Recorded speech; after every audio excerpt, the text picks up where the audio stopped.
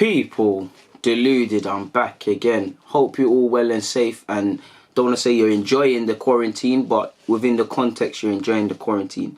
Not much to speak about from an Arsenal perspective, but there is a couple of things, people. As you lot know, Torreira has made no secret of one day wanting to play for Boca Juniors in Argentina. You've previously heard that, and I believe Torreira's actually been speaking to a YouTuber or someone via YouTube, and he's reiterated that, people, and he's reiterated that he's wanted to do that since a little kid, how his family know that, how everybody knows that. He spoke of his experiences in the Premier League, and in terms of grounds he's played at, he listed Manchester United as the best. So yeah, man, hopefully Torreira, you're resting up, because first and foremost, we need you to stay healthy and not contract anything, and we need you to work on your recovery. Now, Reading have always had a lot of good young players and goalkeepers in particular. We've signed a couple. I believe we signed James Hiddleston from them. But one of their young keepers, Anderson, who is 18 and hasn't made their debut for the first team but spinning around it, he's revealed he almost could have joined us at under 16s level. And, you can't really fault him for not joining us, and nobody. So some backstories, he's joined... He signed a New Year deal after obviously impressing this season with Reading. He signed it back in November. And he's 18 and on the verge of the first team. So his move has been justified, or staying has been justified.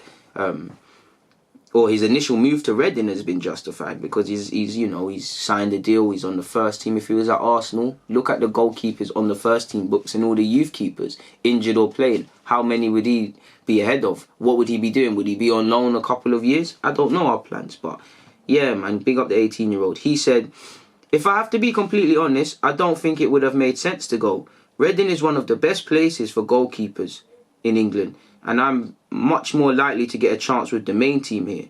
I was at Reading as an under-16 when my agent called and said Arsenal were interested in getting me." So yeah, man, you can't deny him for that. He made the right choice, my guy. And he's shown a lot of maturity to not actually see Arsenal get gassed of it and remain at his current employers, because the grass is not always green on the other side. So yeah, he's a sensible man. So big up yourself. And while I've never seen you play, and I'm not going to sit here and act like I have, wish you all the best in your career, man. I love to see young players with their head screwed on. Because at least, he could have stayed at Reading and it might not have worked out, but at least you made that decision because you wanted to make it. You didn't listen to everyone in your ear. You didn't get gassed off empty promises. So decent stuff from him. Moving forward, Mkhitaryan's had, he's kind of said this before, but I wouldn't say taking shots at Emery. He's more or less praised, praised his current manager, and kind of spoke about the different role he had under Emery. He said, "The philosophy of Emery was different from Fonseca, but here I'm feeling much better because we're playing better football, and I think it matched me. I prefer Fonseca's football because we're playing very offensively, we're trying to have the ball the time, and of course I like this kind of game." And he's previously said how out of possession, Emery wanted him to be a winger, a fullback. He's not that. He can play on the flanks, but if you ask me, he'd probably be best with a free role. He's better trying to break the lines, trying to score goals rather than defend. Naturally, he's going to thrive in a more attacking team. And, Mkhitaryan, if you're happy there, if you can see yourself at Rome for a couple of years, complete that move. Let Arsenal get some wages off the books. Let us get some P's and let us move forward as a club.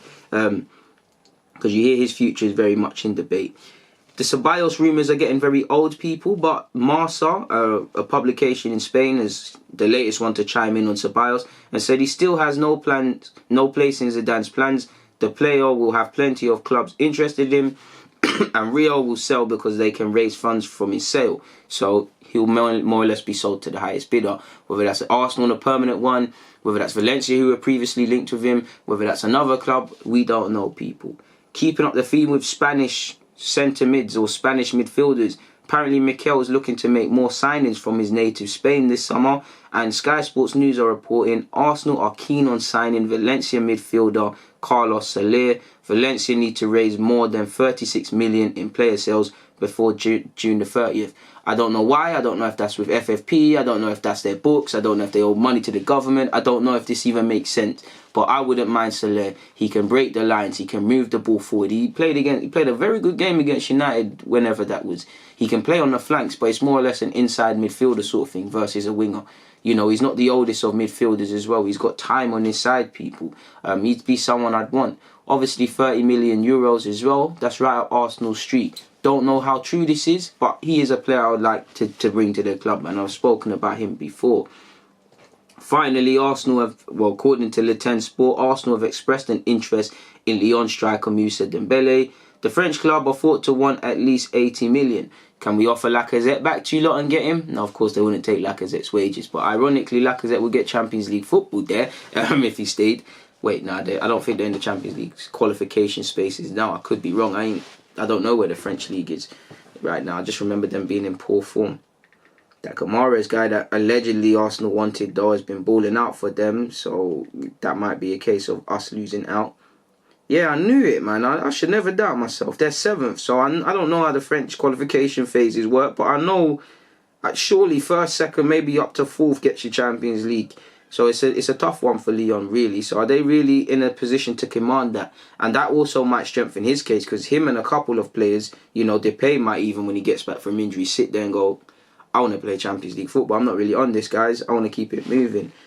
So we'll have to see what happens. And Dembele is someone you're looking at if Arsenal do have to get rid of Aubameyang, that we could potentially bring him to the club, people.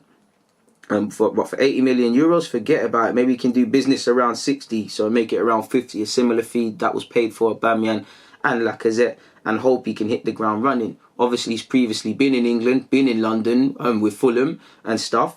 So who knows, man? He's someone that's going to attract a lot of attention. He's had a decent season. Definitely a better period than when I saw France at the Under-21s Euros, because that was a poor summer from everyone. Going back to Mkhitaryan quickly, though, he said, I can't say anything at this time because the season has stopped. We don't know when we'll play and what will happen this summer. In football, everything changes rapidly. One day you are here, another there. You never know what will happen. And to be honest, he's going to play coy on his future. You're hearing, you know, that his agent wants to try and make him sign a new deal at Arsenal before, you know, going out on loan again, and these sort of things that don't necessarily make sense. Mkhitaryan has to look for the best project. Can he see himself more or less finishing his career or the next 2, maybe 3 years at Rome in that system and just be happy? Because football's crazy. The manager could leave, you could sign a new deal at Roma or sign for Roma, but that manager don't rate you. And, you know, you might collect your wages, but it's not necessarily the best thing to do. So we'll have to see what happens, man. But for me, Mkhitaryan, nothing personal. I just think he should be one of the first out because of his contract, because of them wages. Like, there's, you know, they should be gone. And if Arteta wants to use him, use him. But I'd have to say to Arteta, is it a dangerous game we're playing? Mesut Ozil, Mkhitaryan, you're relying on them, which we've seen, again, contracted until 2021. You're using them to fill the creative void. If we've spent money in other areas and we don't quite have the funds to get that sort of guy that can break the channels, then I get it. Rely on the Emil Smith Rowe, young and untested. Rely on these 2 experienced players. But you'd imagine, I don't think Ozil will leave in the summer, I don't know. But Mkhitaryan should probably be one to keep it moving, if not Ozil as well, because of the contract, people. Moving away from that, though, and there's not much more for me to expand or add on, so I'm going to get out of it. People, as usual, it's a pleasure speaking to you lot. Deluded. I'm out.